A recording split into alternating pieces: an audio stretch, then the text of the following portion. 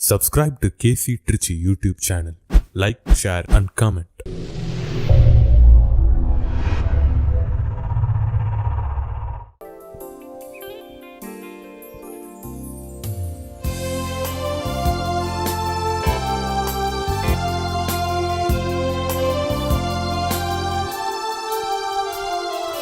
அழைக்கும் இறைவன் குரலை கேட்டு எழுந்து வாருங்கள், அனைத்தும் அவரில் சங்கமமாக விரைந்து வாருங்கள்.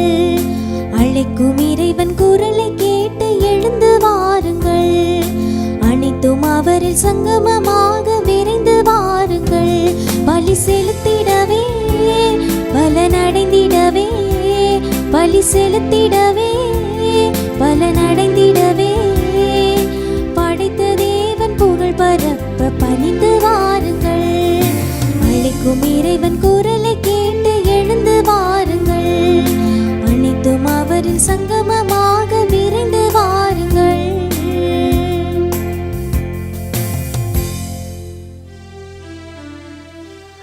தந்தை மகன் தூய ஆவியாரின் பெயராலே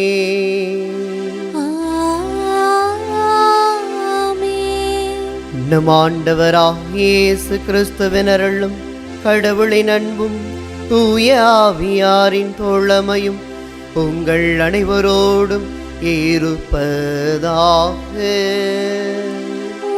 ஆன்மாவோடும் இருப்பதாக. இறையேசுவில் பிரியமான சகோதர சகோதரிகளை, உங்கள் ஒவ்வொருவரையும் இந்த இணையதள திருப்பலி வழியாக சந்திப்பதில் மகிழ்ச்சி அடைகிறேன். கடவுள் இன்றைய நாளில் நம் ஒவ்வொருவரையும் அவருடைய வார்த்தையை கேட்கவும், தியானிக்கவும், சிந்திக்கவும், அவரோடு இணைந்து செயல்படவும், அவரோடு இணைந்து வாழவும் அழைப்பு கொடுக்கிறார். இந்த தவக்காலத்திலே நாம் செய்ய வேண்டிய இரண்டு முக்கியமான கருத்துக்களை, காரியங்களை கடவுள் என்று தெளிவுபடுத்துகிறார். ஒன்று, அவருடைய வார்த்தையை கேட்க வேண்டும். மற்றொன்று, அவரோடு இணைந்து வாழ வேண்டும். இந்த இரண்டையும் விடுத்து வாழுகிற பொழுதுதான் நாம் பாவ சேற்றுக்குள்ளே நுழைகிறோம், பாவ கரையோடு வாழ விரும்புகின்றோம். அத்தகைய நிலையிலிருந்து மாற்றமடைந்த மக்களாக வாழ்வதற்கு இன்றைய வாசங்கள் நமக்கு வழிகாட்டுகின்றன. எனவே எவ்வளவு தூரம் இந்த தவ காலத்திலே ஆண்டவருடைய வார்த்தையை வாசிக்க முடியுமோ வாசிக்கவும், அவருடைய வார்த்தையை கேட்க முடியுமோ கேட்கவும், அவரோடு இணைந்து வாழ தேவையான ஜெப வேளைகளையும் ஜெப நேரங்களையும் உருவாக்க இந்த திருப்பலியின் வழியாக இணைந்து மன்றாடுவோம். அன்பார்ந்த சகோதர சகோதரிகளை, தூய மறை நிகழ்வுகளை கொண்டாட நாம் தகுதி பெறும் பொருட்டும் நம்முடைய குற்றங்களை ஏற்றுக்கொள்வோம். மனமருந்தி ஆண்டவரிடத்திலே மன்னிப்பை கேட்போம். எல்லாம் வல்ல இறைவனிடமும் சகோதர சகோதரிகளை உங்களிடமும் நான் பாவியனை ஏற்றுக்கொள்கிறேன். ஏனெனில் என் சிந்தனையாலும் சொல்லாலும் செயலாலும் கடமையில் தவறியதாலும் பாவங்கள் பல செய்தேன். என் பாவமே என் பாவமே என் பெரும்பாவமே. ஆகையால் எப்பொழுதும் கன்னியான புனித மரியாளையும் வானதூதர் புனிதர் அனைவரையும் சகோதர சகோதரிகளை உங்களையும் நம் இறைவனாகிய ஆண்டவரிடம் எனக்காக வேண்டிக் கொள்ள மன்றாடுகிறேன். எல்லாம் வல்ல இறைவன் நம் மீது இரக்கம் வைத்து நம் பாவங்களை மன்னித்து நம்மை நிலை வாழ்வுக்கு அழைத்து செல்வாராக. ஆமென்.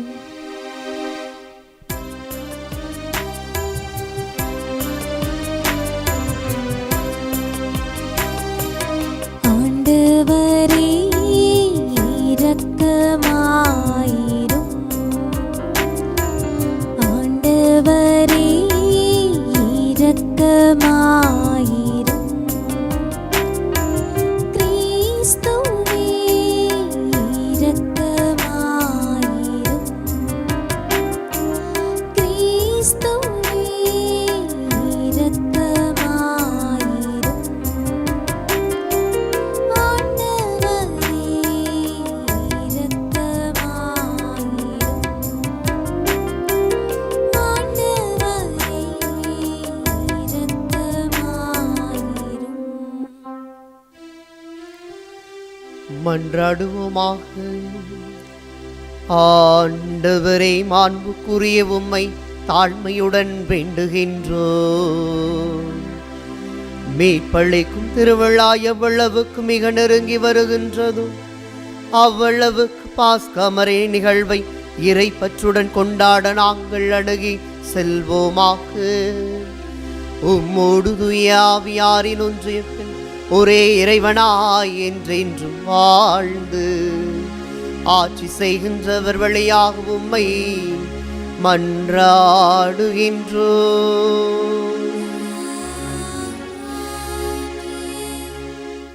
முதல் வாசகம்.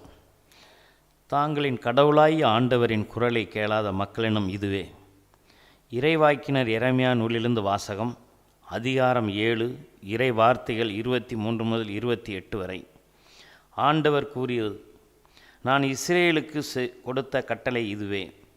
என் குரலுக்கு செவி கொடுங்கள், அப்பொழுது நான் உங்களுக்கு கடவுளாய் இருப்பேன், நீங்கள் எனக்கு மக்களாய் இருப்பீர்கள். நான் கட்டளையிட்ட நெறிகள் அனைத்தையும் கடைபிடியுங்கள், அது உங்களுக்கு நலன் பயக்கும். அவர்களோ செவிசாய்க்கவும் இல்லை, கவனிக்கவும் இல்லை. பிடிவாத குணமுடைய அவர்களின் தீய உள்ளத்தின் திட்டத்தின்படி நடந்தவர்கள் முன்னோக்கி செல்வதற்கு பதில் பின்னோக்கி சென்றார்கள். உங்கள் மூதாதையர் எகிப்து நாட்டிலிருந்து வெளியேறிய நாளிலிருந்து இன்று வரை ஒவ்வொரு நாளும் தொடர்ந்து என் ஊழியராகிய இறைவாக்கினர்களை உங்களிடம் அனுப்பினேன். அவர்களோ எனக்கு செவிசாய்க்கவில்லை, கவனிக்கவில்லை. முரட்டு பிடிவாதம் கொண்டு தாங்கள் மூதாதையரை விட அதிக தீய செயலை செய்தனர்கள். நீ அவர்களிடம் இச்செயல்களை எல்லாம் கூறுவாய், அவர்களோ உனக்கு செவிசாய்க்க மாட்டார்கள். நீர் அவர்களை அழைப்பாய், அவர்களோ உனக்கு பதில் தர மாட்டார்கள். தாங்களின் கடவுளாகிய ஆண்டவரின் குரலை கேளாத, அவர் தண்டித்தும் திருந்தாத இனம் இதுவே. என அவரிடம் சொல். உண்மை அழிந்து போயிற்று, அதர் அவள் வாயிலிருந்து அகன்று போயிற்று. ஆண்டவரின் அருள்வாட்கு. இறைவனுக்கு நன்றி. பதிலுரை பாடல். இறைமக்கள் பாட வேண்டிய பல்லவி. உங்கள் இதயத்தை கடினப்படுத்தாதீர், ஆண்டவர் குரலை கேட்டிடுவீர். உங்கள் இதயத்தை கடினப்படுத்தாதீர், ஆண்டவர் குரலை கேட்டிடுவீர்.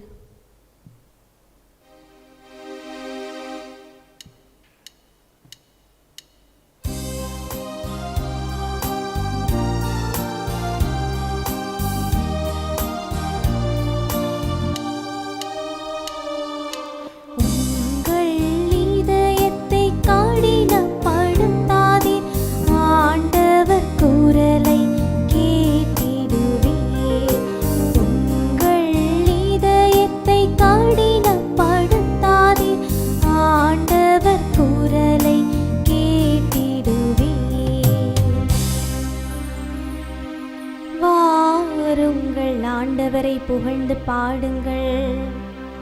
நமது மீட்பின் பாறையை போற்றி ஆர்ப்பரியுங்கள். நன்றியுடன் அவர் திருமுன் செல்வோம். புகழ் பாக்களால் அவரை போற்றி ஆர்ப்பரிப்போம்.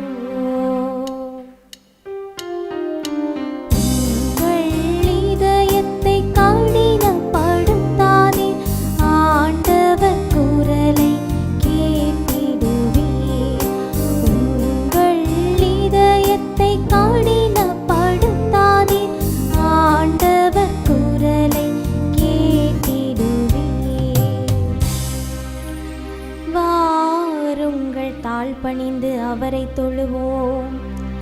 நம்மை உருவாக்கிய ஆண்டவர் முன் முழந்தாளிடுவோம். அவரே நம் கடவுள், நாமோ அவரது மேய்ச்சலின் மக்கள். நாம் அவர் பேணி காக்கும் ஆடுகள். உங்கள் இதயத்தை கடினப்படுத்தாதே, ஆண்டவர் குரலை கேட்டிடுவீர்.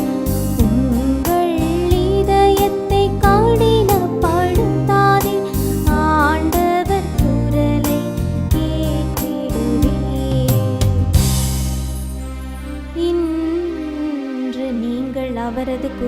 செவி கொடுத்தால் எத்தனை நலம்.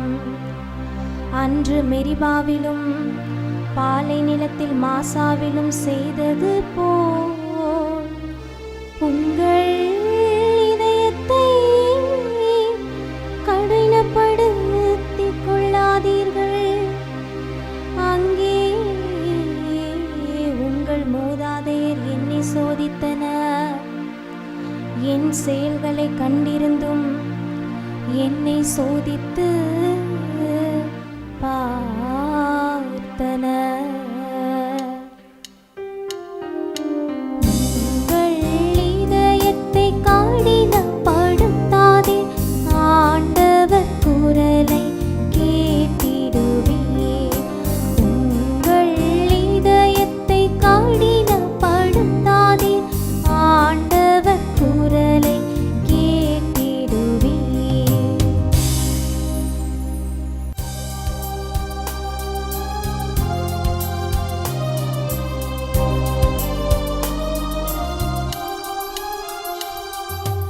ஆயன் தன் மந்தையை காப்பது போல ஆண்டவர் நம்மை காக்கின்றார். ஆயன் தன் மந்தையை காப்பது போல ஆண்டவர் நம்மை காக்கின்றார். இப்பொழுதாவது உங்கள் முழு இதயத்தோடு என்னிடம் திரும்பி வாருங்கள். ஏனெனில் நான் அருள் நிறைந்தவர், இரக்கம் மிக்கவர் என்கிறார் ஆண்டவர். ஆயன் தன் மந்தையை காப்பது போல ஆண்டவர் நம்மை காக்கின்றார். ஆயன் தன் மந்தையை காப்பது போல ஆண்டவர் நம்மை காக்கின்றார். ஆண்டவர் உங்களோடும் இருப்பாராக. உம் ஆன்மாவோடும் இருப்பாராக. லூக்கா எழுதிய தூய நற்செய்தியிலிருந்து வாசகம். ஆண்டவரே மாட்சி உமக்கே. பிரிவு 11 இறை வார்த்தைகள் 14 தொடங்கி 23 வரை. ஒரு நாள் இயேசு பேச்சிழந்த ஒருவரிடமிருந்து பேயை ஓட்டினார். பேய் வெளியேறவே பேச்சற்ற அவர் பேசினார். கூட்டத்தினர் வியந்து நின்றனர். அவர்களுள் சிலர், பேய்களின் தலைவனாகிய பெயல்செபூலை கொண்டே இவன் பேய்களை ஓட்டுகிறான் என்றனர். வேறு சிலர் அவரை சோதிக்கும் நோக்குடன், வானத்திலிருந்து ஏதேனும் ஓர் அடையாளம் காட்டுமாறு அவரிடம் கேட்டனர். இயேசு அவர்களுடைய சிந்தனைகளை அறிந்து அவர்களிடம் கூறியது, தனக்கு எதிராக தானே பிளவுபடும் எந்த அரசும் பாழாய் போகும். அவ்வாறே பிளவுபடும் வீடும் விழுந்துவிடும். சாத்தானும் தனக்கு எதிராக தானே பிளவுபட்டு போனால் அவனது அரசு எப்படி நிலைத்து நிற்கும்? பெயல்செபூலை கொண்டு நான் பேய்களை ஓட்டுகிறேன் என்கிறீர்களே. நான் பெயல்செபூலை கொண்டு பேய்களை ஓட்டுகிறேன் என்றால் உங்களை சேர்ந்தவர்கள் யாரை கொண்டு பேய் ஓட்டுகிறார்கள்? ஆகவே அவர்களே உங்கள் கூற்று தவறு என்பதற்கு சாட்சிகள். நான் கடவுளின் ஆற்றலால் பேய்களை ஓட்டுகிறேன் என்றால் இறையாட்சி உங்களிடம் வந்துள்ளது அல்லவா? வலியவர் ஆயுதம் தாங்கி தம் அரண்மனையை காக்கிற போது அவருடைய உடைமைகள் பாதுகாப்பாக இருக்கும்.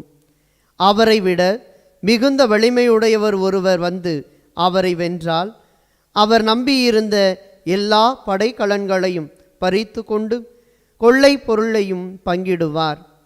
என்னோடு இராதவர் எனக்கு எதிராக இருக்கிறார். என்னோடு இணைந்து மக்களை கூட்டிச் சேர்க்காதவர் அவர்களை சிதறடிக்கிறார். ஆண்டவரின் அருள்வாக்கு. கிறிஸ்துவே உமக்கு புகழ். உள்ளமும் இல்லமும் நலமாக. இயேசுவில் பிரியமான சகோதர சகோதரிகளை, தவ காலத்தினுடைய நாட்களை ஒவ்வொரு நாளுமாக நம்முடைய ஜெபம், தவம், நோன்பு, தர்மம் ஆகியவற்றின் மூலமாக ஆண்டவருக்கு எவ்வாறெல்லாம் பிடித்தமான பிள்ளைகளாக இருக்கலாம் என்று சிந்தித்தவராக நாம் என்ன செய்கிறோம்? ஒவ்வொரு நாளையும் கடத்தி கொண்டிருக்கிறோம். நம்முடைய வாழ்க்கையில் தேவையான எல்லா காரியங்களையும் கடவுள் எனக்கு கொடுக்கிறார். என் வாழ்வு முழுவதுமாக நான் நினைப்பதற்கு மேலாகவே கடவுள் என்னை ஆசீர்வதிக்கிறார் என்று சொல்லி ஒவ்வொரு நாளும் நாம் என்ன செய்கிறோம்? ஆண்டவருக்கு உரியதை தேடுவதிலே ஒரு கவனத்தோடு இருக்கிறோம். ஆனால் அதற்கு நேர்மாறாக ஆண்டவரை தேடாதவர்களும் இந்த உலகில் இருக்கிறார்கள்.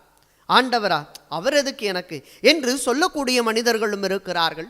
ஆலயத்தை தேடி வருகிற ஒரு கூட்டம் இருக்கிறது, ஆலயத்திற்கே வராத கூட்டமும் இருக்கிறது. திருஜெபமாலை சொல்லுகிற அன்னை மரியாவின் மீது அலாதியான பக்தி கொண்ட மக்களும் இருக்கிறார்கள். அன்னை மரியாவா, எனக்கு அதற்கு அவர் யார் என்று கேட்கக்கூடிய மக்களும் இருக்கிறார்கள். எனவே இந்த தவக்காலத்திலே நம்முடைய இறை சிந்தனையை ஆழப்படுத்துவதற்காக இறைவன் கொடுக்கிற இன்னொரு அருமையான வாய்ப்பு தான் இன்றைய இறைவாக்கு வழிபாடு. இன்றைய திருப்பலியினுடைய வாசங்களை நன்றாக கூர்ந்து ஆழமாக யோசித்து பார்த்தோம் என்று சொன்னால் நம்முடைய உள்ளமும் நம்முடைய இல்லமும் நலமாக இருப்பதற்கு இறைவன் 2 விதமான பரிந்துரைகளை, 2 விதமான காரியங்களை நமக்கு கொடுக்கிறார். பிரியமான சகோதர சகோதரிகளே, இந்த தவ காலத்திலே நாம் என்ன நினைக்கிறோம்? உள்ள தூய்மையும் இல்ல தூய்மையும் இருக்க வேண்டும் என்று நினைக்கிறோம். நம்ம மனசு நல்லா இருக்கணும், வாழ்க்கை நல்லா இருக்கணும், வீட்டில் இருக்கிற எல்லாரும் நல்லா இருக்கணும். இதுதான் நம்முடைய என்ன சொல்வது அடிப்படையான சிந்தனையாக இருக்கிறது. தவ உடை அணிந்து, திருஜெபமாலை அணிந்து, இந்த 40 நாட்கள் நோன்பு இருந்து, புலால் உணவை எல்லாம் தவிர்த்து, நேரம் கிடைக்கிற பொழுதெல்லாம் ஜெபித்து, வெள்ளிக்கிழமைகளில் நோன்பு இருந்து திருச்சிலுவை பாதையெல்லாம் செய்து நம்முடைய கடமைகளை நிறைவேற்றுவதில் மட்டும் நாம் குறிக்கோளோடு இருந்தோம் என்று சொன்னால் இந்த தவக்காலமும் வருடந்தோறும் வருகிற தவக்காலமாகத்தான் இருக்குமே ஒழிய ஆண்டவருடைய அருளை சுவைக்கிற அற்புதமான காலமாக இருக்காது என்பதை இன்றைய நாள் வாசங்கள் மிக தெளிவாக கொடுக்கின்றன. எதை செஞ்சாலும் ஒரு நியாயமா அர்த்தமா செய்யணும், மீனிங்ஃபுல்லாக இருக்கணும். சும்மா ஏதோ கடமைக்கு செஞ்சோம், இன்னைக்கு செய்வோம், நாளைக்கு செய்வோம், நாளை கழிச்சு செய்ய மாட்டோம் என்று ஒரு விதமான யதார்த்த உணர்வோடு நாம் பயணிக்க கூடாது. ஆண்டவருடைய அருளை முழுமையாக பெற்றுக்கொள்ள வேண்டும் என்று சொன்னால் இந்த கடவுள் என் வாழ்வுக்கு என்ன சொல்லுகிறார் என்பதை சிந்தித்து பார்க்க வேண்டும். அன்புக்குரியவர்களே, இன்றைய முதல் வாசகம் எரேமியா இறைவாக்கினருடைய நூலிலிருந்து எடுக்கப்பட்டிருக்கிறது. அந்த 7வது அதிகாரத்திலே நீங்கள் பாருங்கள், எவ்வாறு மக்களை புரிந்து கடவுள் வைத்திருக்கின்றார், என்னுடைய மக்களை நான் எந்த அளவு புரிந்து வைத்திருக்கிறேன் என்பதை எடுத்து காட்டுகின்ற ஒன்றாக இருக்கிறது. எனவே என்னுடைய குரலுக்கு செவி கொடுங்கள், அதுதான் ஆண்டவருடைய கட்டளை. நான் சொல்ற வார்த்தை என்ன செய்யுங்க? கேளுங்க. ஆனால் அந்த மக்கள் கேட்கவில்லை, செவி சாய்க்கவும் இல்லை, என்னிடம் வரவும் இல்லை என்று சொல்லி அங்கே கடவுள் என்ன செய்கிறார்? தன் மக்களை பற்றிய ஒரு நிலையை பதிவு செய்கிறார். இன்றைய நற்செய்திக்கு வருகிற பொழுது இயேசு அங்கு இருக்கிற மனிதர்களிடத்திலே பேச்சற்ற ஒருவரை குணப்படுத்துகிறார். இது நியாயமான நலமான ஒரு காரியம். அதை இதுவரை அவன் பேசல, ஆனால் இயேசு பேச்சற்ற அந்த மனிதனுக்கு பேச்சை கொடுத்து அவனுடைய பேயை அங்கு குணப்படுத்துகிறார். ஆனால் அங்கு சுற்றி இருப்பவர்கள் கேள்வி கேட்கும் நோக்கோடு இயேசுவிடத்திலே வந்து குறை சொல்கிறார்கள். பெயல்செபூலை கொண்டே இவன் பேயை ஓட்டுகிறார், எப்படி முடியும் என்று கேட்கிற பொழுது இயேசு அவர்களுக்கு பதில் சொல்வதாக இன்றைய நற்செய்தி பகுதி அமைந்திருக்கிறது. என்னோடு இராதவர் எனக்கு எதிராக இருக்கிறார், என்னோடு இருப்பவர் எல்லா நலனும் பெற்றிருப்பார், ஆனால் என்னோடு இராதவர் மக்களை சிதறடிக்கிறார் என்று சொல்லுகிறோம். அன்பார்ந்தவர்களே, இந்த 2 வாசங்களையும் சற்று ஆழமாக சிந்திக்கிற பொழுது உள்ளத்தையும் நாம் வாழுகிற இல்லத்தையும் குறிப்பதாக இருக்கிறது. இந்த உள்ளம் நலமாக இருந்தால் நாம் வாழுகிற இல்லம் நலமாக இருக்கும். அதான் சொல்லுவோம்ல, மனசு நல்லா இருந்தால் எல்லாமே நல்லா இருக்கும். மனசு சரியில்லைன்னு வச்சுக்கோங்களேன், ஒன்றுமே நடக்காது. மனசு வச்சா எல்லாம் நடக்கும்பா அப்படின்னு சொல்லுவாங்க. அப்போ என்ன அர்த்தம் என்றால், இன்றைய இறைவாக்கு 2மே நமக்கு கொடுப்பது என்ன தெரியுமா? என் உள்ளம் நலமாக இருக்கிற பொழுது என் இல்லம் நலமாக இருக்கும். என் இல்லம் நலமாக இருக்கிற பொழுது நான் சந்திக்கிற மனிதர்களிடத்திலே நலமான வாழ்வை என்னால் கொடுக்க முடியும். ஆனால் இந்த 2மே இல்லை என்பதுதான் இன்றைய முதல் வாசகத்திலும் நற்செய்தியிலும் வருகிற மனிதர்களிடத்திலே பார்க்கிறோம். இஸ்ரேல் மக்களுடைய உள்ளம், அதாவது மனசு நலமா இல்லை.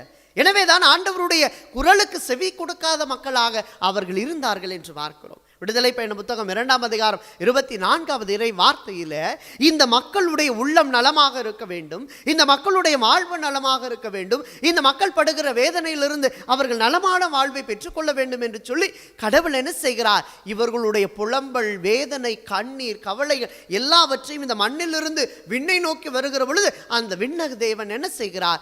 அந்த மக்களை பார்த்து அவர்களுக்கு விடுதலை வாழ்வு கொடுக்கிறார். எனவே உள்ளத்தையும் அவர்கள் வாழுகிற அந்த நிலையையும் என்ன செய்கிறார்? நலமானதாக மாற்றுகிறார். இன்று முதல் நான் உன்னை ஆசீர்வதிப்பேன், இந்த இடத்திற்கு நலம் நல்குவேன் என்று சொல்லி ஆகாய் புத்தகம் 2:19 நாம் பார்க்கிறோம் அல்லவா? அத்தகைய நலத்தை தான் கடவுள் என்ன செய்தார்? அந்த மக்களுக்கு கொடுத்தார். ஆனால் இன்றைய முதல் வாசகத்தில் பாருங்கள், அந்த மக்கள் நலமானவற்றை தேடாமல் நலமான வாழ்வை இழந்து போய் நிற்கிறார்கள். நற்செய்திக்கு வருகிற பொழுது இயேசு 3 ஆண்டுகள் பணி செய்த எல்லா நேரங்களிலும் அவருடைய அந்த பணி அறிக்கையில் மிக தெளிவாக இருக்கிறார். லூக்கா நற்செய்தி 4:18-19 இருப்பது போல, ஆண்டவரின் ஆவி என் மேல் உள்ளது, ஏனெனில் என்னை அவர் அபிஷேகம் செய்திருக்கிறார் என்ற அந்த ஒரு பணி வாழ்வு இயேசுவிடத்தில் மிக தெளிவாக இருக்கிறது அன்புக்குரியவர்களே. ஆனால் இயேசுவை சுற்றி இருந்த மனிதர்களை எல்லாம் பாருங்கள். இயேசு எதற்கு வந்தார்? அவர் என்ன செய்கிறார்? அவர் எதற்காக இவ்வளவு தூரம் இந்த இறை அரசை போதித்து மக்களை எல்லாம் குணமாக்குகிறார் என்பதை குறித்து எந்த விதமான ஒரு யோசனையும் இல்லாமல் அவரிடத்திலே குற்றத்தை மட்டுமே கண்டுபிடித்து கொண்டிருக்கிறார்கள். எனவே அவர்களுடைய உள்ளமும் நலமாயில்லை, அவர்கள் வாழுகிற அந்த நிலைமையும் நலமாக இல்லை. அவர்கள் மட்டுமல்ல, அவர்களை சுற்றி இருக்கிற யாருமே என்ன செய்யறதில்லை? சரியா வாழ விடுறதில்லை. சில நேரத்தில் நம்முடைய வாழ்க்கையில பார்க்கிறோம், தானும் கெட்டும் பிறரையும் அழிப்பாங்க. அதுதான் சிலருடைய வேலை. ஆனால் அப்படியாக இருக்கக்கூடாது என்பதை தான் இயேசு இன்றைய நாளில் சொல்லுகிறார். 2015ஆம் ஆண்டு மதுரை கருமாத்திரில் இருக்கிற கிறிஸ்துவ குருமடத்தில் ஸ்பிரிச்சுவாலிட்டி, ஆன்மீகவியல் அந்த ஆண்டை நிறைவு செய்வதற்காக அங்கே படிக்க போனோம். அப்போ ஹோலி ஸ்பிரிட் மாஸ் முடிஞ்சதுக்கப்புறம் ஒரு சின்ன ஓரியன்டேஷன் ப்ரோக்ராம் மாதிரி இருந்துச்சு. அப்போ பேராசிரியராக இருந்த அங்கிருந்த அருள் பணியாளர் ஒருவர் எங்களிடத்தில் சொன்னார், உங்கள் உள்ளமும் இந்த இல்லமும் நலமாக இருப்பது தான் இந்த பயிற்சியினுடைய முதன்மையான நோக்கம் என்று சொன்னார். ஃபஸ்ட்டு புரியலை. அந்த கோர்ஸ் ஆரம்பிக்கும் போது என்ன உள்ளம், அது நல்லா தானே இருக்குது அப்படின்னு தான் யோசித்தோம். என்ன இல்லம், வழக்கம் போல் எல்லா செமினரியும் போல் இதுவும் ஒரு செமினரி, அதனால் இப்படி இருக்கு போல் அப்படின்னு அப்படி ஒரு கேஷுவல் அண்டர்ஸ்டாண்டிங் தான் இருந்துச்சு. ஆனால் அந்த ஆன்மீகவியலை முடித்து அந்த கடைசி தருணங்களில் பார்க்கிற பொழுது அந்த முதல் நாள் சொன்ன அந்த வார்த்தை உண்மையிலே அர்த்தம் நிறைந்த ஒரு வார்த்தையாக என்னால் பார்க்க முடிந்தது. ஏனென்றால் பல்வேறு விதமான பயிற்சிகள், ஒரு தனி மனித வாழ்வுக்கு தேவையான அத்துணை பயிற்சிகளையும், அதாவது ஆன்மீகமும் இருந்தது, உளவியலும் இருந்தது, உளவியல் சார்ந்த ஆன்மீகம் சார்ந்த காரியங்கள் பல பயிற்சிகளாக இருந்த பொழுது மனம் தூய்மையானது அன்புக்குரியவர்களே, உள்ளம் நலமானது. அதே போல ஆண்டவரோடு நெருங்கி உரையாடி உறவாடக்கூடிய பல்வேறு பயிற்சிகள் எல்லாம் அங்கே கொடுக்கப்பட்டன. அப்பொழுதுதான் அந்த அருள் பணியால் சொன்னது ஞாபகம் வந்தது, உள்ளமும் நலமாகிறது. அந்த உள்ளம் நலமாக இருக்கிற பொழுது நாங்கள் இருந்த அந்த இல்லமும் நலமாக இருந்தது, நல்லபடியாக வாழ்ந்தோம். இதைத்தான் இன்றைய நாள் வாசகங்கள் நமக்கு கொடுக்கின்றன. ஏனென்றால் இந்த தவக்காலத்திலே முதல்ல எதை மாற்றணும்? வீட்டை தூய்மைப்படுத்தணுமா, இல்லை வீட்டை சுத்தப்படுத்தணுமா? எல்லாரும் என்ன செய்கிறோம் தெரியுமா? வெள்ளிக்கிழமையான வீட்டை நல்லா அலசி மொழுகி கழுவி தூய்மைப்படுத்தி என்ன செய்கிறோம்? சாம்பிராணி போடுறோம். அதுதான் அவசியமா? அது அவசியம்தான். ஆனால் அதற்கு முன்பாக உங்கள் உள்ளம் தூய்மையாக இருக்கிறதான் பார்க்கணும். அதுதான் மிக மிக முக்கியமானது. உள்ளுக்குள்ள 1008 டென்ஷனை வச்சுக்கிறீங்க, வெளியில மட்டும் நான் ஹிகிபின்னு சிரிச்சுக்கிட்டு இருந்தா என்ன அர்த்தம்? ஒரு அர்த்தமே கிடையாது அன்புக்குரியவர்களை. வெளிவேடக்காரத்தனம் தான் அதிகமாக இருக்குமே ஒழிய உள்ளே ஆழமான அக உளவு, அகம் சார்ந்த ஆண்டவரை தேடுகிற பண்பு இருக்காது என்பதுதான் இன்றைய வாசங்களுடைய பின்னணியில் கொடுக்கப்படுகிற செய்தி. அப்படின்னா என்ன ஃபாதர் கடவுள் நம்மள்கிட்ட விரும்புகிறார்?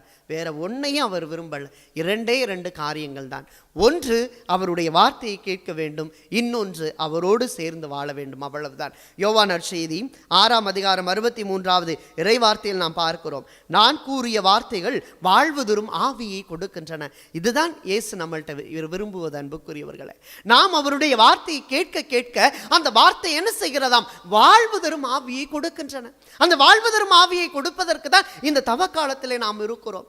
ஜபம், தவம், ஒருத்தல் முயற்சிகள் எல்லாம் செய்து, பாவ சங்கீதெல்லாம் செய்து பல்வேறு பங்குகளில் நாம் பார்க்கிறோம். நற்செய்தி அறிவிப்பு பெருவிழா, நற்செய்தியை பறைசாற்றுகிற 3 நாள் 2 நாள் தியானங்கள் எல்லாம் எதற்கு கொடுக்கப்படுகின்றன?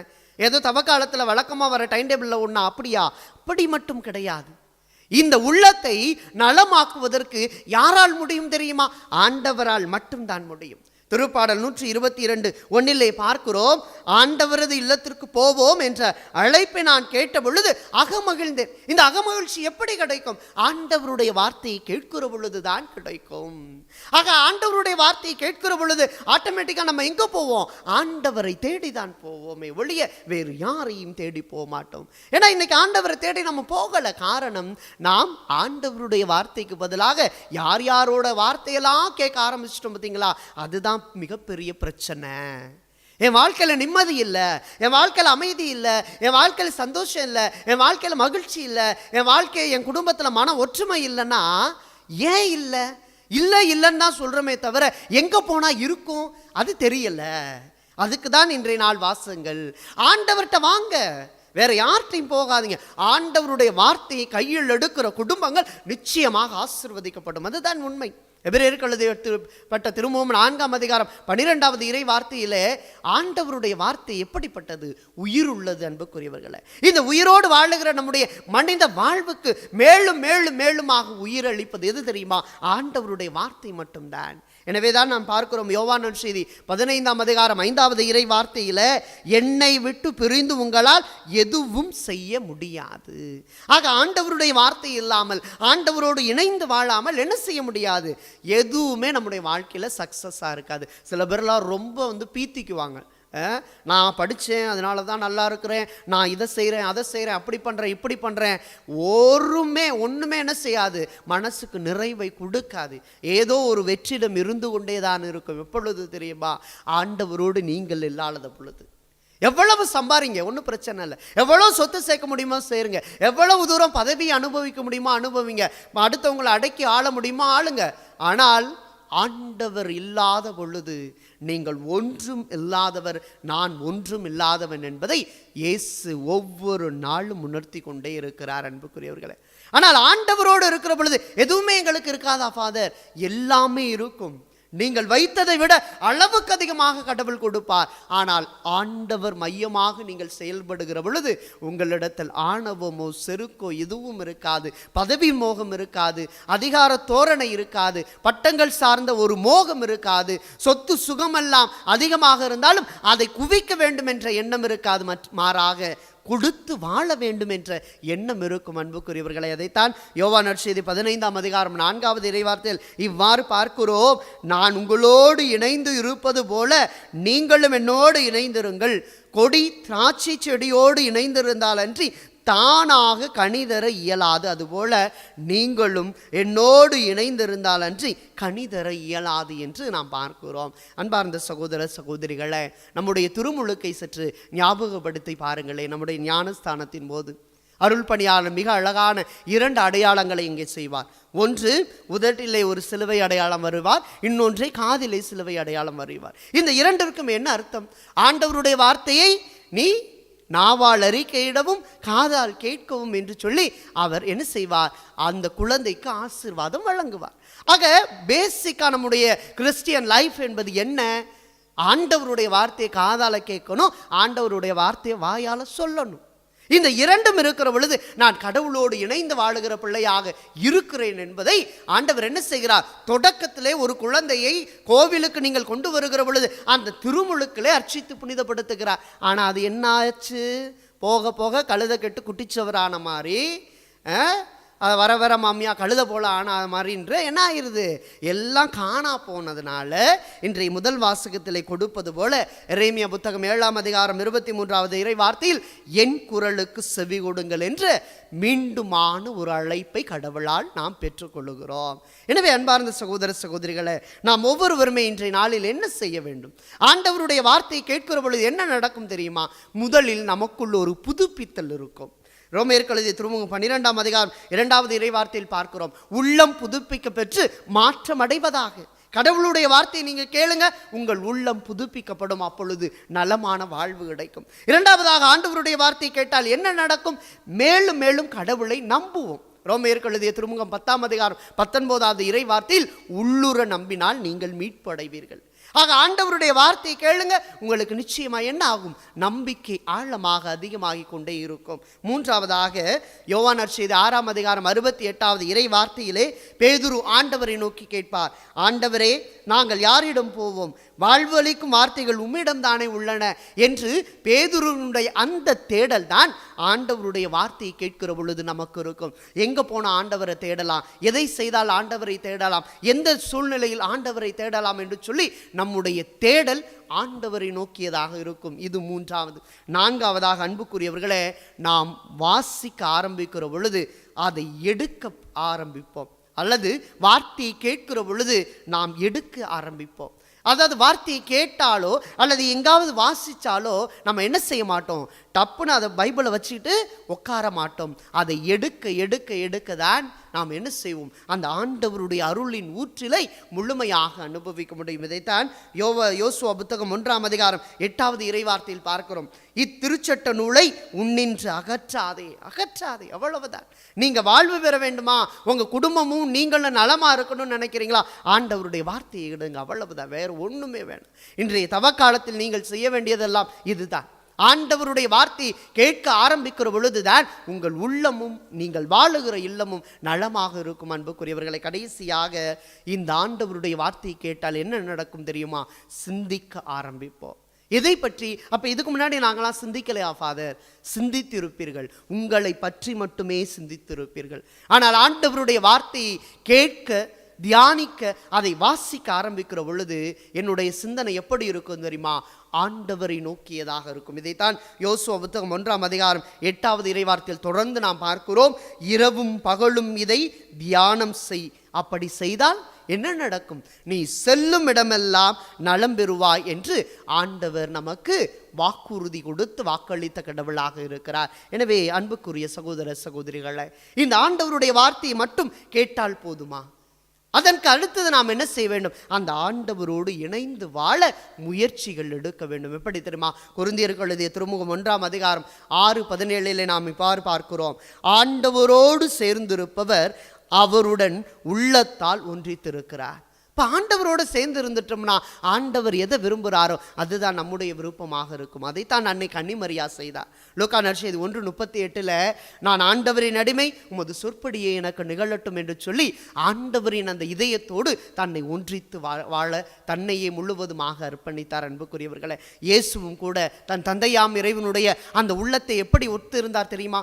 யோவான் நற்செய்தி 4:34 என் தந்தையினுடைய திருவுள்ளத்தை நிறைவேற்றுவதும் அவர் கொடுத்த கடமையை நிறைவேற்றுவதும் தான் என்னுடைய உணவு என்று சொல்லி அந்த சமாரிய பெண்ணுடைய அந்த உரையாடலிலே ஆண்டவரே மிக தெளிவாக சொல்லுகிறார். அப்படி என்றால் ஆண்டவரோடு இணைந்து இல்லாமல் இருந்தால் நாம் எதுவும் செய்ய முடியாது என்பதுதான் தீர்க்கமான உண்மையாக இருக்கிறது. இது யோபு புத்தகம் 33ஆம் அதிகாரம் 4வது இறைவார்த்தையில் இவ்வாறு பார்க்கிறோம், இறைவனின் ஆவி என்னை படைத்தது, எல்லாம் வல்லவரின் மூச்சு என்னை வாழ வைக்கின்றது என்று பார்க்கிறோம். ஆக அன்பார்ந்தவர்களே, ஒன்றுமே என்ன செய்ய முடியாது?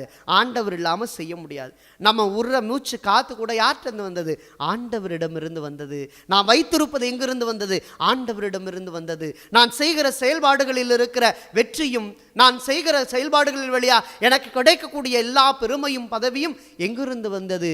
கடவுள் நினைத்ததால் நமக்கு வந்தது. அன்புக்குரியவர்களே, எனவே சிந்தித்து பார்ப்போம். இந்த தவ காலத்திலே ஆண்டவருடைய வார்த்தையை கேட்கின்ற பிள்ளைகளாக, ஆண்டவரோடு இணைந்து வாழுகிற பிள்ளைகளாக நாம் இருக்கிற பொழுது நிச்சயமாக நம் உள்ளமும் நாம் வாழுகிற இல்லமும் நலமாக இருக்கும் என்பதை ஆண்டவர் இன்றைய இறைவாக்குகள் வழியாக நமக்கு கொடுக்கிறார். எனவே இந்த அருளையும் இந்த ஆசீர்வாதத்தையும் நாம் இழந்து நிற்கிறோம் என்பதை தான் ரோமேயருக்கு எழுதிய திருமுகம் 3ஆம் அதிகாரம் 23வது இறைவார்த்தையிலே பவுலடியார் இவ்வாறு சொல்கிறார், எல்லாரும் பாவம் செய்து கடவுள் கொடுத்த மேன்மையை இழந்து போயினர். எனவே இழந்ததை தேடி மீட்க வந்த இயேசு ஆண்டவரிடம் இழப்பின் மக்களாக இருக்கிற நம்மை முழுவதுமாக ஒப்பு கொடுத்து ஜெபிப்போம். அப்பொழுது ஆண்டவர் நம்மை நம் குற்றங்களிலிருந்து மன்னித்து மீண்டுமாக புது வாழ்வு பெற உதவி செய்வார். அத்தகைய எண்ணத்தோடு தொடர்ந்து இந்த திருப்பலியிலே ஜெபிக்கிற பொழுது ஆண்டவர் கொடுக்கிற ஆசீர்வாதம் இதுதான். எரேமியா புத்தகம் 33ஆம் அதிகாரம் 3வது இறைவார்த்தை, என்னிடம் மன்றாடு, உனக்கு நான் செவி சாய்ப்பேன், நீ அறிந்திராத மாபெரும் செயல்களையும் மறைபொருள்களையும் உனக்கு நான் விளக்கி கூறுவேன். ஆமேன்.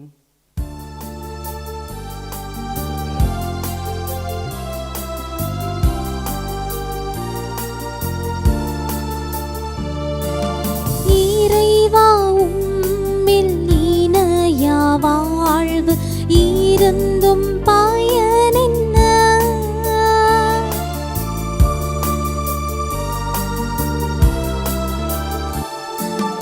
இறைவா உம்மில் இணையா வாழ்வு இருந்தும் பயனென்ன? ஈரத்தில் நீ தந்த வாழ்வை தந்தார் எனக்கு இழப்பென்ன? இனி வாழும் காலம் இனிதாக வேண்டும், இறைவா உன்னோடு இணைந்தாக வேண்டும், இணைந்தாக வேண்டும், இணைந்தாக வேண்டும். வந்தோம் தந்திடவே தந்தாய் ஏற்றிடுவாய். என் வாழ்வை உமக்கே பலியாய் தந்தோம் அன்பாய் ஏற்றிடுவாய். அன்பார்ந்த சகோதர சகோதரிகளை, என்னுடையதும் உங்களுடையதுமான பலி எல்லாம் வல்ல தந்தையாக இறைவனுக்கு ஏற்றதாகும்படி மன்றாடுங்கள். ஆண்டவர் தமது பேரின் புகழ்ச்சிக்காகவும் மாட்சிக்காகவும் நமது நன்மைக்காகவும் புனித திரு அவையின் அனைத்து நலன்களுக்காகவும் உமது கையிலிருந்து இப்பலியை ஏற்றுக்கொள்வாராக. ஆண்டவரே, மக்களின் காணிக்கைகள் உமக்கு உகந்தவனவாயிருக்குமாறு அவர்களை பாவக்கரைகள் அனைத்திலிருந்தும் தூய்மைப்படுத்தி அருள உம்மை வேண்டுகின்றோ. புலி இன்பங்களில் சிக்கிக் கொள்ளாமல் உமக்களை காப்பாற்றி உமது உண்மை கைமாற்றி பெற்றிட அருள்வீராக. எங்கள் ஆண்டவராகிய கிறிஸ்து வழியாக உம்மை மன்றாடுகின்றோ. ஆமென்.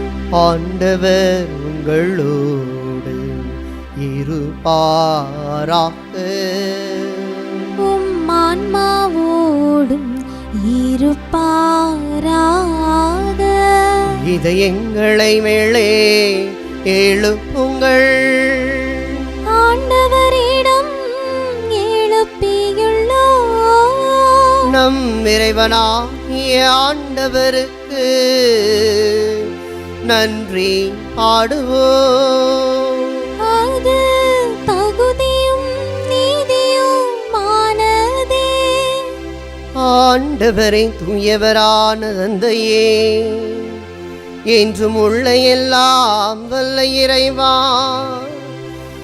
எந்நாளும் எவ்விடத்திலும் நாங்கள் உமக்கு நன்றி செலுத்துவது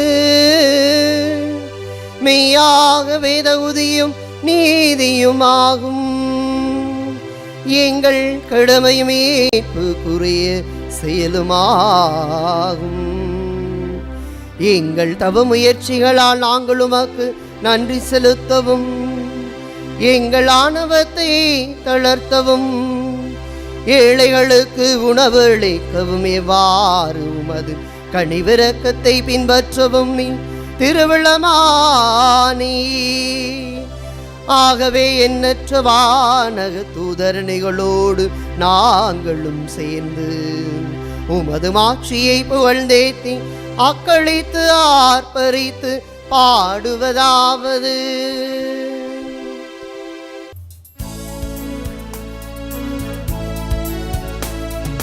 தூயவர் தூயவர் தூயவர் வான்படைகளின் கடவுளாம் ஆண்டவர். விண்ணகமும் மண்ணகமும் உமது மாட்சியால் நிறைந்துள்ளன. உன்னதங்களிலே ஓசன்னா, உன்னதங்களிலே ஓசன்னா. ஆண்டவர் பெயரால் வருகிறவர் ஆசி பெற்றவர். உன்னதங்களிலே ஓசன்னா, உன்னதங்களிலே ஓசன்னா. ஆண்டவரே, நீர்மையாகவே தூயவர், தூய்மை அனைத்துக்கும் ஊற்றும். ஆகவே உம்முடைய ஆவியை பொழிந்த காணிக்கைகளை தூய்மைப்படுத்த உம்மை வேண்டுகின்றோம். இவ்வாறு எங்கள் ஆண்டவர் இயேசு கிறிஸ்துவின் உடலும் இரத்தமுமாக எங்களுக்கு இவை மாறுவனவாகும்.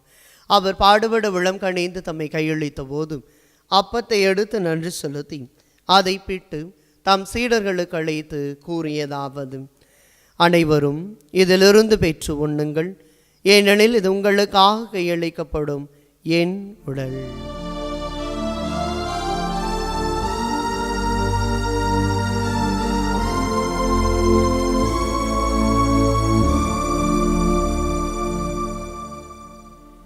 அவனமே இரவு விருந்தை அருந்திய பின் கிண்ணத்தையும் எடுத்து மீண்டும் உமக்கு நன்றி கூறி தம் சீடர்களுக்கு அழைத்து அவர் கூறியதாவது: அனைவரும் இதிலிருந்து பெற்று பருகுங்கள், ஏனெனில் இது புதிய நிலையான உடன்படிக்கைக்குரிய என் இரத்தத்தின் கிண்ணம்.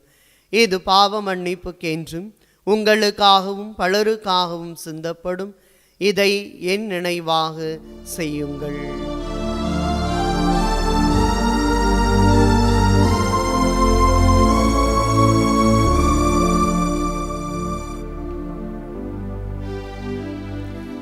நம்பிக்கையின் மறை பொருள்.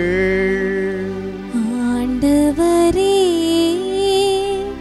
நீர் வருமளவும் உமது இறப்பினை அறிக்கையிடுகின்றோம்,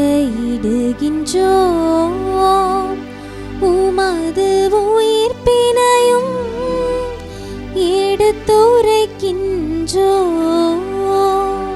ஆகவே ஆண்டவரே, நாங்கள் கிறிஸ்துவின் இறப்பினையும் உயிர்ப்பினையும் நினைவு கூர்ந்து வாழ்வதரும் அப்பத்தையும் மீட்பளிக்கும் கிண்ணத்தையும் உமக்கு ஒப்பு கொடுக்கின்றோம். உம் திருமுன் என்று உமக்கு ஊழியம் புரிய தகுந்தவர்கள் என எங்களை ஏற்றுக்கொண்டு, எனவே உமக்கு நன்றி செலுத்துகின்றோம். மேலும் கிறிஸ்துவின் உடலிலும் இரத்தத்திலும் பங்கு கொள்ளும் எங்களை தூய ஆவியார் ஒன்று சேர்க்க வேண்டுமென உம்மை தாழ்மையுடன் மன்றாடுகின்றோம். ஆண்டவரை, உலகெங்கும் பரவி இருக்கும் உமது திரு அவையை நினைவு கூர்ந்தருளும். எங்கள் திருத்தந்தை பிரான்சிஸ், எங்கள் ஆயர் ஆரோக்கியராஜ், எல்லா திருநிலையினர் ஆகிய அனைவரோடும் உமது திரு அவை அன்பின் நிறைவை காண செய்தருளும்.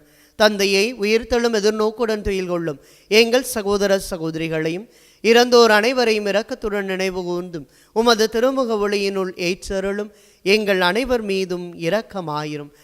கடவுளின் கன்னித்தாயான புனித மரியா, அவருடைய கணவரான புனித யோசேப்பும் புனித திருத்தூதர்கள், இவ்வுலகில் உமக்கு உகந்தவராயிருந்தோர் ஆகிய புனிதர் அனைவருடனும் நாங்கள் நிலைவாழ்வில் பங்கு கொள்ளும் தகுதி பெற்றும் உம் திருமகன் இயேசு கிறிஸ்து வழியாகும் உம்மை புகழ்ந்தேத்தும் வரமருள உம்மை மன்றாடுகின்றோம். இவர் வழியாக இவரோடு இவரில் எல்லாம் வல்ல இறைவனாகிய தந்தையே, தூய ஆவியாரின் ஒன்றிப்பில் எல்லா புகழும் மாட்சியும் என்றென்றும் உமக்கு உரியதே. ஆமென், ஆமென், ஆமென். மீட்பரின் கட்டளையால் கற்பிக்கப்பட்டு இறை படிப்பினையால் பயிற்சி பெற்ற நாம் துணிந்து பாடுவோமாக. விண்ணுலகில் இருக்கின்ற எங்கள் தந்தையே, உமது பெயர் தூயதென போற்ற பெறுக, உமது ஆட்சி வருக, உமது திருவுளம் விண்ணுலகில் நிறைவேறுவது போல மண்ணுலகிலும் நிறைவேறுக.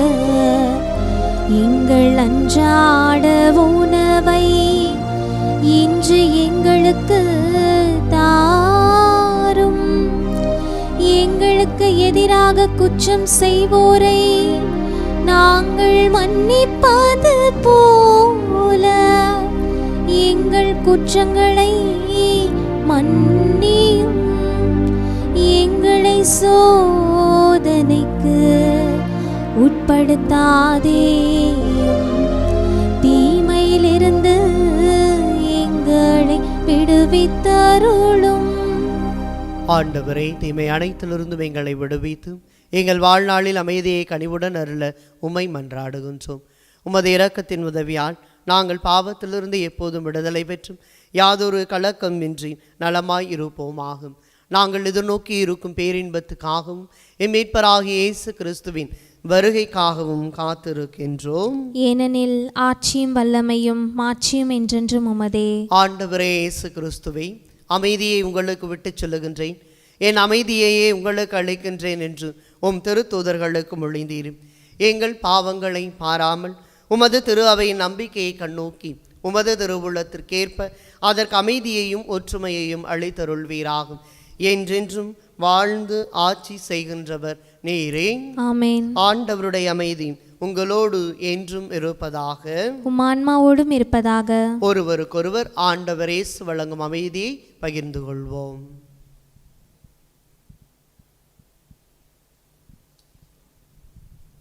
உலகின் பாவங்களை போக்கும் இறைவனின் செம்மறியே, எங்கள் மேல் இரக்கமாயிரும்.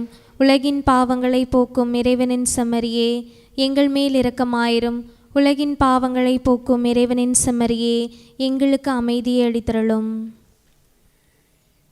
இதோ இறைவனின் செம்மறி, இதோ உலகின் பாவங்களை போக்குவதற்காக வந்தவர்.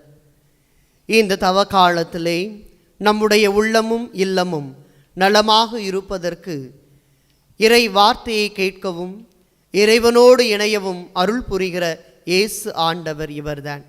இவருடைய இந்த விருந்திற்கு அழைக்கப்பட்டுள்ள நாம் ஒவ்வொருவரும் பேறு பெற்றோர். ஆண்டவரே, நீர் என் இல்லத்தில் எழுந்தருள நான் தகுதியற்றவள். ஆனால் ஒரு வார்த்தை மட்டும் சொல்லியறலும், எனது ஆன்மா நலமடையும். ஆசை திருவிருந்துக்கான மன்றாட்டு. ஆண்டவரே, நீர் என் இல்லத்தில் எழுந்தருள நான் தகுதியற்றவன். ஆனால் ஒரு வார்த்தை மட்டும் சொல்லியருளும் என்று நூற்றுவர் தலைவன் ஜெபித்தது போல நாங்களும் இப்போது உம் திருப்பாதம் பணிந்து வேண்டுகிறோம். இனிய இயேசுவே, நாங்கள் தகுதியற்றவர்களாய் இருந்தாலும் எங்கள் தகுதியின்மையை பாராமல் நீர் எங்கள் உள்ளங்களில் எழுந்து வாரும். உம் அன்பிலும் அருளிலும் நாங்கள் நிலைத்திருக்க எம்முள் எழுந்து வாரும். உம் பிள்ளைகளாக உயிருள்ள உண்மை சாட்சிகளாக உமது நற்செய்தின்படி வாழ்பவர்களாக எங்களை உருமாற்ற வாரும். தந்தையின் திருவுளப்படி வாழ்ந்திட எங்களுக்கு துணை புரிந்திட வாரும். நன்மை செய்வதில் ஆர்வமுள்ளவர்களாய் தீமைகள் அனைத்திலிருந்தும் விடுதலை பெற்றவர்களாய் வாழவும் எங்களை வழிநடத்த வாரும். எல்லா நலன்களும் வளங்களும் எங்களை நிரப்ப வாரும். ஆமேன். நன்றி கூறி மன்றாடுவோமாக. ஆண்டவரே, அருளடையாளங்களால் புதுப்பிக்கப்பட்டவர்களை கனிவுடன் உமது உதவியால் எழச் செய்தருளும். அதனால் நாங்கள் மறை நிகழ்வுகளாலும் வாழ்வின் நெறிகளாலும் உமது மீட்பின் பயனை அடைவோமாக. எங்கள் ஆண்டவராகிய கிறிஸ்து வழியாக உம்மை மன்றாடுகின்றோம். ஆண்டவர் உங்களோடு இருப்பாராக. ஆன்மாவோடும் இருப்பாராக. எல்லாம் வல்ல இறைவன் தந்தை, மகன், தூய ஆவியார் உங்களுக்கு ஆசி வழங்குவாராக.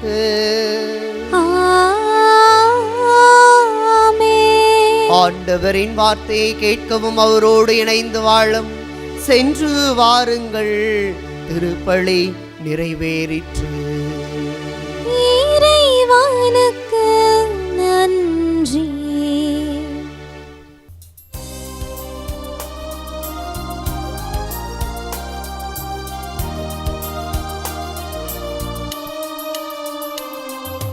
தாரகை சூடும் மாமரியே, தாளினை பணிந்தோம் காத்திடுவாய். தாரகை சூடும் மாமரியே, தாளினை பணிந்தோம் காத்திடுவாய்.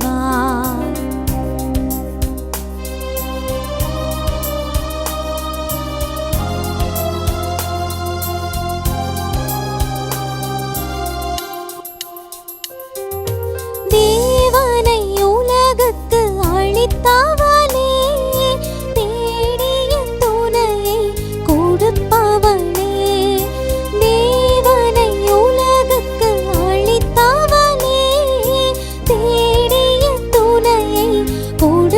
காப்பவளே, வாடிய மதுவை அணைப்பவளே, வாழிய ஞானியர் காவலியே, தாரகை சூடும் மாமரியே, தாளினை பணிந்தோம் காத்திடுவார்.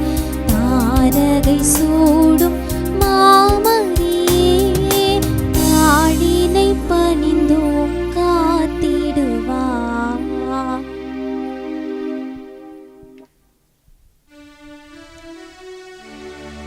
நிலையான புகழுக்குரிய தூய இறை நற்கருணைக்கு எல்லா காலமும்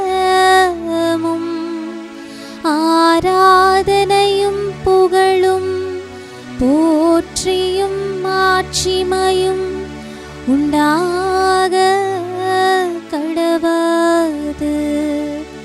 தந்தை மகன் தூய ஆவியாரின் பெயராலே ஆமென்.